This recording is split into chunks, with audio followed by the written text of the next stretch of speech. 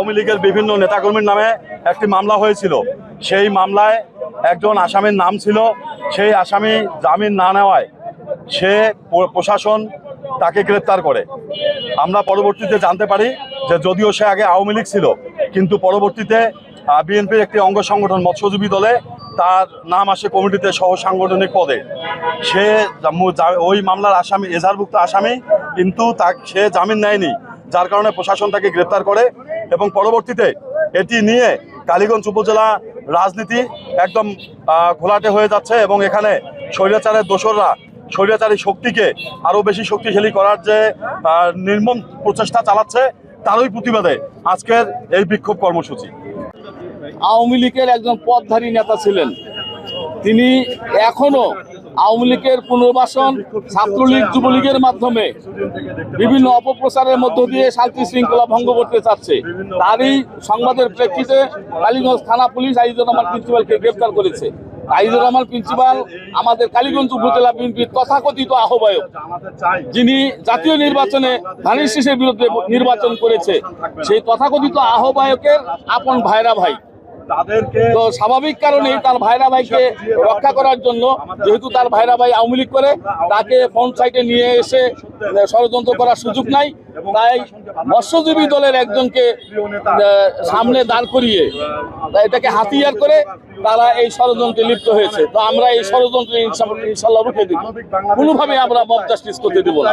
এই বাংলাদেশের জন্য ফ্যাসিবাদী শক্তি, জঙ্গিবাদী শক্তি মাথাচাড়া দিতে না পারে এবং যারা এই ফ্যাসিবাদের দোসর, ফ্যাসিবাদকে গ্রেপ্তার করার পর যারা তাদের মদত দিচ্ছে, তাদের ছাড়ানোর চেষ্টা করছে, প্রশাসনের বিরুদ্ধে অবস্থান নিচ্ছে, তাদের বিরুদ্ধে আমাদের আজকের এই প্রোগ্রাম।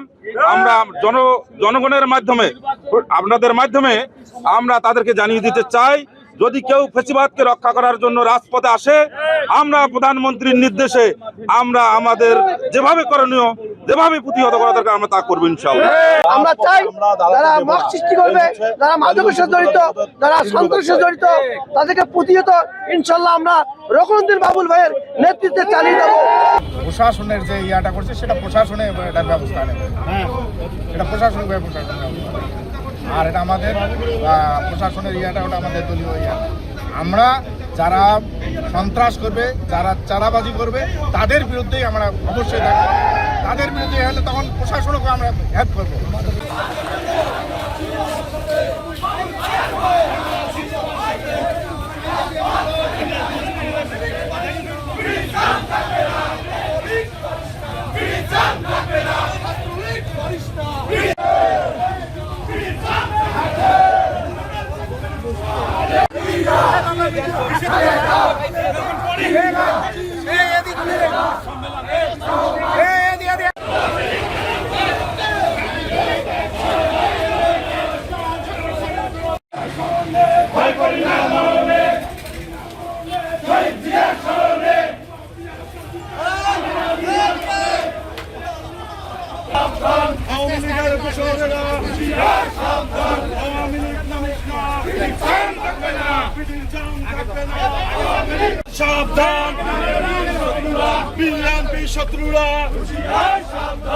যারা বিএনপিকে মনে প্রাণে লালন করে, বিএনপিকে ধারণ করে, বিএনপিকে ভালোবাসে এবং তারেক রহমানের নেতৃত্বে বাংলাদেশ এগিয়ে যাক, এটা যারা প্রত্যাশা করে, তারা আপনাদের মাধ্যমে বিএনপির শীর্ষস্থানীয় নেতৃবৃন্দকে আমরা বলতে চাই, যারা ২৬ সালের ১২ ফেব্রুয়ারি নির্বাচনে ধানের শীষের বিরুদ্ধে অবস্থান নিয়েছে, বিএনপিতে থাকার পরেও, বিএনপির বিভিন্ন পদপদবিতে থাকার পরেও, আপনাদের মাধ্যমে মাননীয় প্রধানমন্ত্রী, বিএনপির চেয়ারম্যান জনাব তারেক রহমানকে আমরা বিনীতভাবে অনুরোধ করব যে আমাদের প্রাণের সংগঠন, আমাদের প্রিয় সংগঠন আজকে তারা বিতর্কিত করছে, এই সরকারকে তারা বিতর্কিত করার জন্য এই হীনমন্যতায় লিপ্ত হয়েছে এবং এই আসনের সংসদ সদস্য জননেতা জনাব রুকনউদ্দিন বাবুলকে নিয়ে তারা প্রতিনিয়ত ষড়যন্ত্র করছে।